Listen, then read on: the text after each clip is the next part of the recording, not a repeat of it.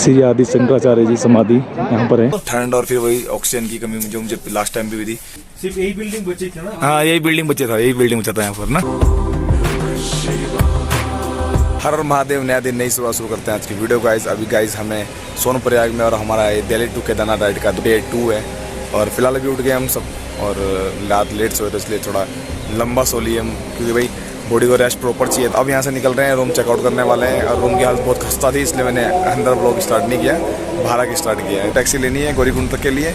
Let's see पूरा दिखा दूंगा मैं आपको कैसे कैसे स्टेप बाय स्टेप यहाँ से केदारनाथ जाते हैं। चेकआउट का टाइम आ गया, चेकआउट कर रहे हैं और जितना भी हमारे पास एक्स्ट्रा स्टफ था सारा हमने यहीं पर रखवा दिया है और सबके चार्जेस हैं, मतलब फ्री में कुछ नहीं है। 50 रुपये पर बैग एंड हेलमेट्स के 50 रुपये। टैक्सी ले दिखा दो, लाइन कितनी लंबी लग रही है आपको एक बार। ये देखो यहाँ से लेकर सारे ऊपर तक जा रहा है बिल्कुल लास्ट तक। यहाँ पर टैक्सी स्टैंड है और मतलब कम से कम 1000 से 2000 आदमी होंगे जो लाइन में लगे हुए हैं क्यू में। हम जा रहे हैं, देखते हैं भाई हम पैदल जाएंगे या टैक्सी लेंगे। जैसे हालत तो बन नहीं रही है कि टैक्सी ली जाए। 100 रुपये पर सवारी मिल रही है और हम भाई मिल गई गाड़ी जुगाड़ करके ये सब बैठे हुए हैं 10 बंदे। मतलब भीड़ है ना, मतलब टैक्सी के लिए भी इतनी लंबी है कि मतलब पूछो ही मत। मतलब कम से कम 1000-2000 आदमी खड़ा हुआ टैक्सी के लिए।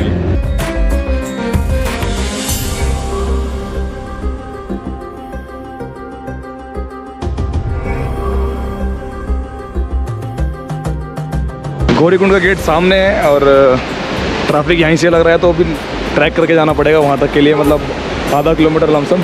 और यहाँ का नज़ारा देख लो आप एक बार। पानी की आवाज़ आपको ऊपर तक आ रही होगी।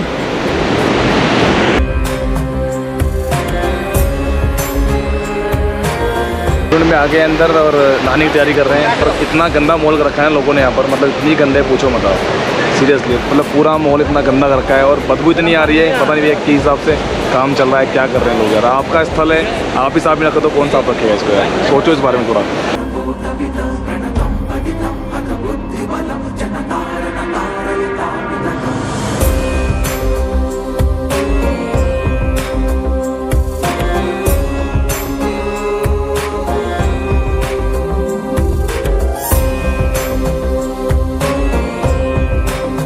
इतना क्राउड है अभी फिलहाल, दिख रहा हूँ आपको पूरा यहाँ से भरा हुआ है और ये जिग जैक करते हुए वहाँ तक जा रहा है। फिलहाल हम गौरीकुंड में ही हैं। जस्ट अभी 5 मिनट पहले लंच किया है और अभी 12:30 बज रहे हैं तो थोड़ा टाइम अभी भाई रेस्ट भी करना पड़ा। वहाँ पर लंच के बाद भी एकदम चलना भी ठीक नहीं होता। तो हमने एंट्री गेट दिखाया था, यहाँ से केदारनाथ 15.5 किलोमीटर है। यहाँ से एंट्री है भाई।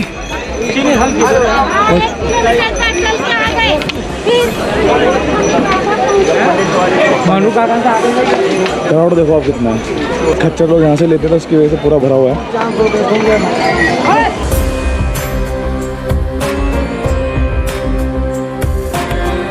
हल्की हल्की बूंदाबांदी हो रही है और हम बिना रेनकोट के चढ़ रहे हैं ऊपर। और सबसे बड़ा ना मतलब यहाँ भीड़ भड़का इंसानों का कम है, खच्चरों का ज़्यादा है।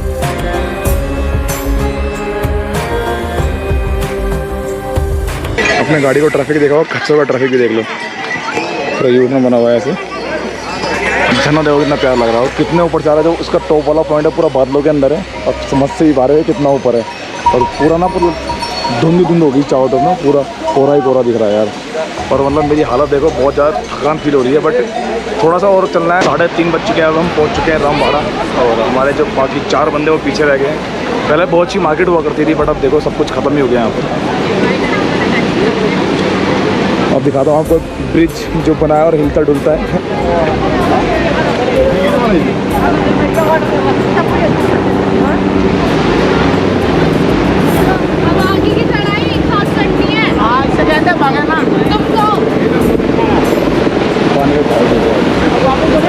तो मेरी आवाज़ मुश्किल आ रही होगी आपको। मिल रहा है ये,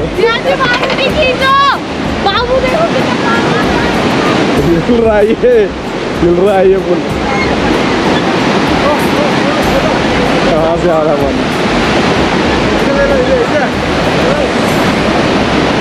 कहाँ तक? ये सारे पत्थर ऊपर से बह के आए थे इसमें भी। और मौसम अभी देखो, सारा मौसम ख़राब हो रहा है ऊपर का। धुंध कोहरा जहाँ पर ये शायद है वहीं पर बारिश भी हो रही है। तो कितना हिल रहा है ये।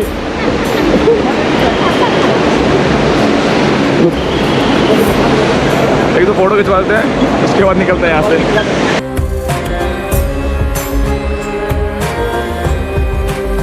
कुछ लोग शॉर्टकट का प्रयास करते हैं बरसात के टाइम पे, भाई प्लीज़ ना करें, बहुत ज़्यादा स्लिपरी है। वो मेरा बंदा था ऊपर आ रहा था, हमने ट्राई किया, वो नहीं, मैं आ गया, वो नहीं आ पाया, तो जा रहा है वापस दूसरी साइड से आएगा। और ट्राई मत करना बरसात में, खासकर कोई भी शॉर्टकट, रिस्क हो सकता है बहुत बड़ा।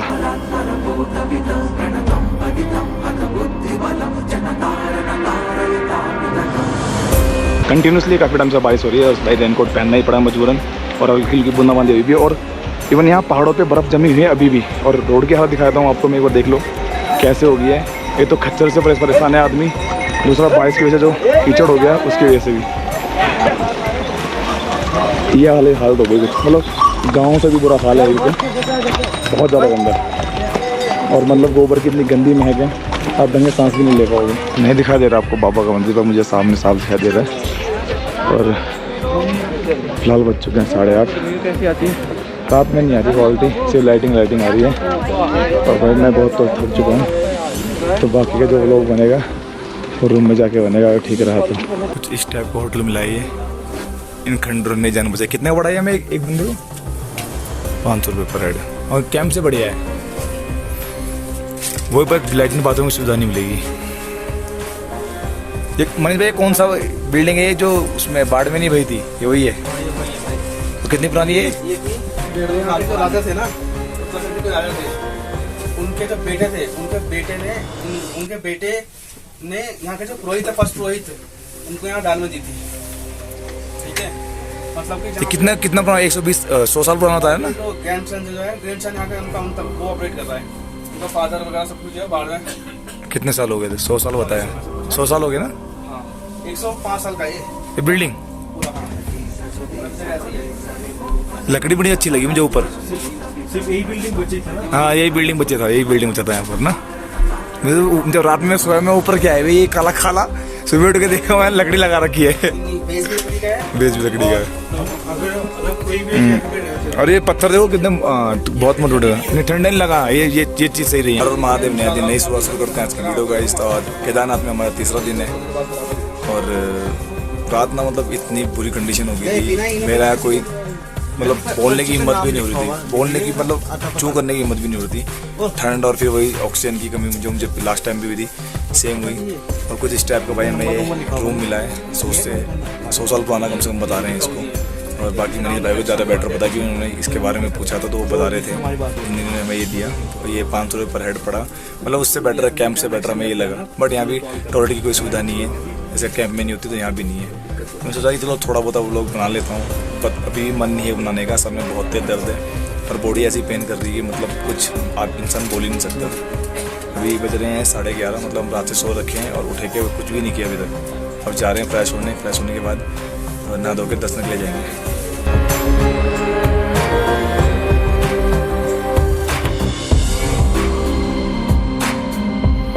पीछे का मौसम देखो पल पल में बदल रहा है, बिल्कुल पल पल में, मतलब कब बादल आ जाते हैं कब चले जाते हैं पता नहीं चलता कुछ। देखिए प्रॉपर,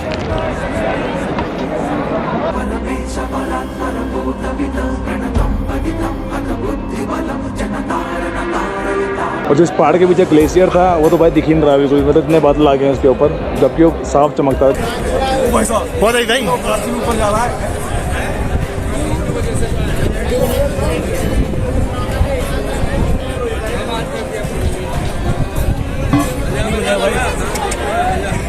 अंदर जहाँ शिवलिंग है वहाँ पर जाने नहीं दिया जा रहा है, क्राउड के कारण बहुत ज़्यादा भीड़ है। तो जल्दी जल्दी सबको दर्शन करा दे रहे हैं दूर से ही और निकाल दे रहे हैं दूसरे वाले गेट से। केदारनाथ के जस्ट पीछे ही आपकी शंकरा जी की मूर्ति को स्थापित किया गया। रास्ता ऐसे आ रहा है कुछ, और 100 मीटर ज़्यादा रास्ता ज़्यादा होगा, तो यहाँ पर बना रखा है। श्री आदि शंकराचार्य जी समाधि यहाँ पर है।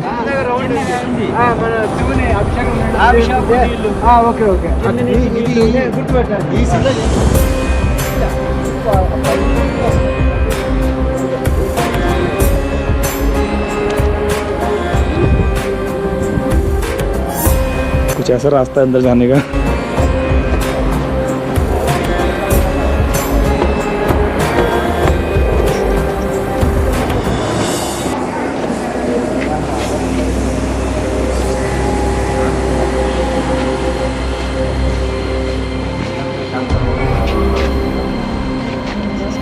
ये रही मूर्ति। दर्शन हमारे हो चुके हैं, हम निकलते हैं केदारनाथ से गौरीकुंड के लिए। और दिखाया तो आपको क्राउड की, आप बात कर रहे थे कहाँ से कहाँ तक है, तो वो मैं दिखाता हूँ आपको स्टेप बाय स्टेप में।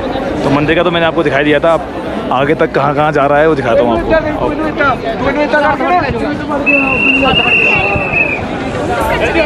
तो लाइन लग रही है नीचे तक, जहाँ से सीढ़ियाँ शुरू होती हैं। पहले जो लाइन है अभी यहाँ तक लग रही है और अभी बज रहे हैं 1:30। तो मॉर्निंग में जब हमने देखा था तो यही लाइन बेस कैंप तक थी, मतलब यहाँ से केदारनाथ कतार से 1.5 किलोमीटर दूर तक।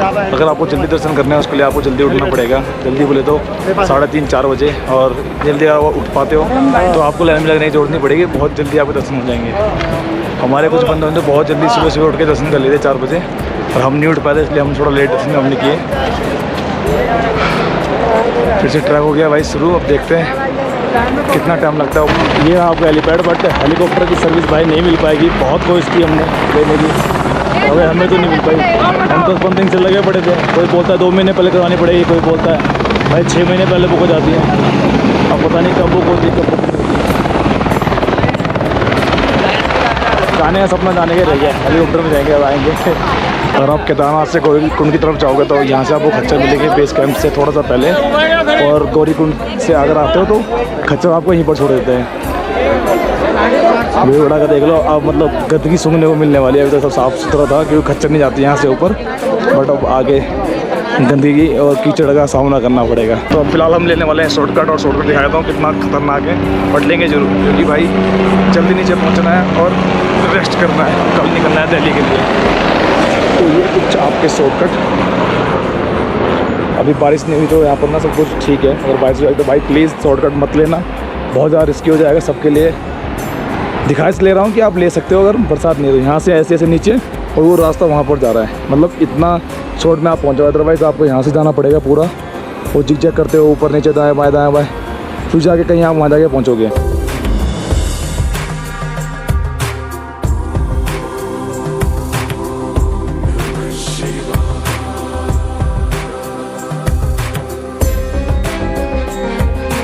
ज़्यादा टाइम में भाई यही हाल है, खच्चरों का देखो पूरा ब्लॉक कर रखा है इधर से उधर से, और मतलब आने जाने वाले यात्री जो उनको कोई सुविधा नहीं है। देख लो कैसे मतलब बीच बीच के मतलब चलना पड़ रहा है सबको।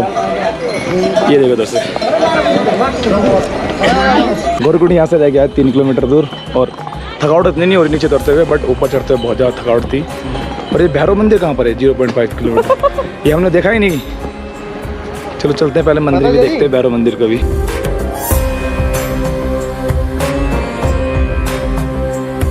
फाइनली पहुंच गए हम यात्रा जहाँ से शुरू होती है इस वाले गेट पे, और अभी बज रहे हैं भाई 8। बारिश हो रही हल्की हल्की, थकान बहुत हो गई। कल के भी ऐसी हालत थी थकान वाली, और आज भी सेम। गौरीकुंड में टैक्सी स्टैंड पर जाने के लिए बहुत तगड़ी लाइन लगी है भाई, और हम तो आगे दिखाता हूँ लगी पूरा एरिया पूरा ब्लॉक कर रखा है, मतलब काफ़ी लंबी लाइन है, आधा किलोमीटर तक लाइन होगी। और ये गाड़ी खड़ी, अब आगे देखते हैं हम सीन क्या होता है हमारा, पहुँच पाता है कि नहीं पहुँच पाते। नीचे 4 बंदे निकल गए, सॉरी 3 बंदे निकल गए, हम 4 रह गए।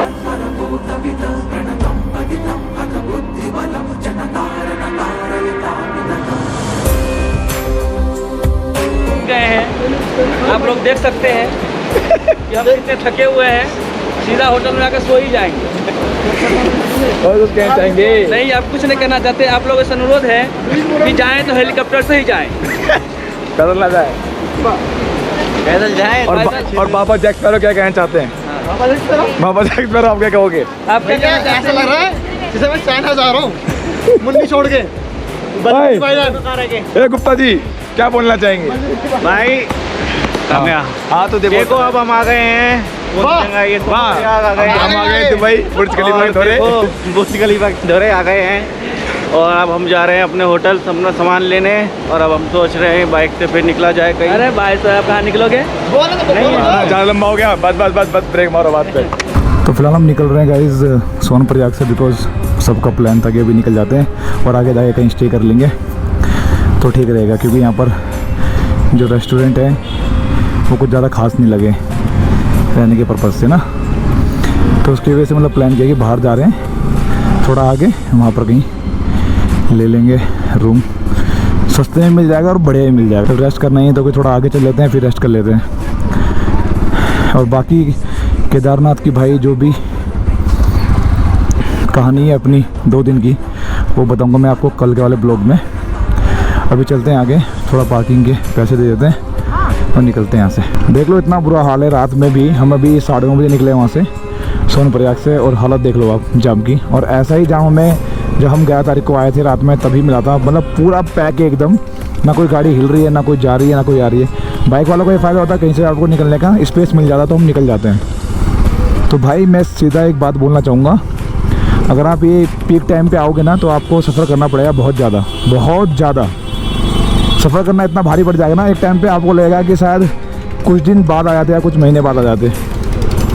बाकी आपकी इच्छा भाई, आप जब आओ, जब आपको दर्शन करने आपको अच्छा लगे तब। बट ये थोड़ी सी मेरी एक एडवाइस थी बस। अगर आपको हेलीकॉप्टर की सर्विस के बारे में बता दूँ, एक्चुअल में क्या है, ऑनलाइन में मिलता नहीं है। तो अगर आप यहाँ ऑफलाइन आके काउंटर से अगर लेते हैं टिकट तो आपको मिल जाएगा। इजीली नहीं मिलेगा बट आपको थोड़ा पैसा ऊपर नीचे देके आपको मतलब टिकट मिल सकता है हेलीकॉप्टर के लिए।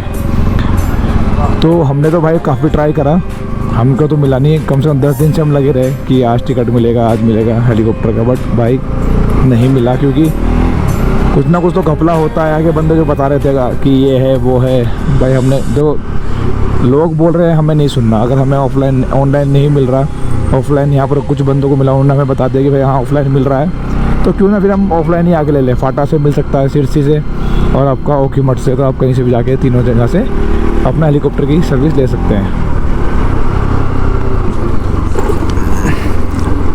ये गड्ढा ऑफ रोडिंग, ये पूरा पैच ख़राब है आपको। मतलब ऐसा पैच होगा 30 से 35 किलोमीटर का, शायद ज़्यादा ना, उससे पूरा ख़राब है। पूरा सोनप्रयाग से 30-35 किलोमीटर आगे तक पूरा पैच ख़राब है।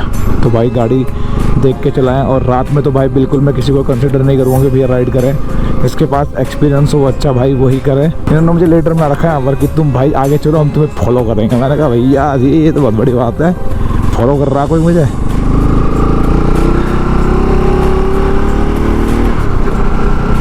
भाई इतना प्यारा लग रहा है ना, मतलब व्यू, पहाड़ों पे लाइट ही लाइट दिख रही है, मतलब सारे में, मतलब एक अलग ही लेवल का मतलब फील आता है एक जगहों पर, जो कि आपको प्लेन सिटी में देखने को नहीं मिलेगा। जैसे दिल्ली हो गया, प्लेन सिटी है, अगर आप कहीं गली में भी खड़े हो या रोड पे भी खड़े हो तो अगल बगल का आपको सिर्फ दिखेगा और कुछ नहीं दिखाई देगा। यहाँ पर भाई एक रोड पे खड़े हो जाओ, पूरा मतलब सिटी दिख जाएगा ढंग से। फाइनली होटल मिल चुका है और बज रहे रात के 12:30। अभी हम गुप्तकाशी में, और जो रूम मिला है वो 1500 रुपये का मिला है हमें 4 बंदों को।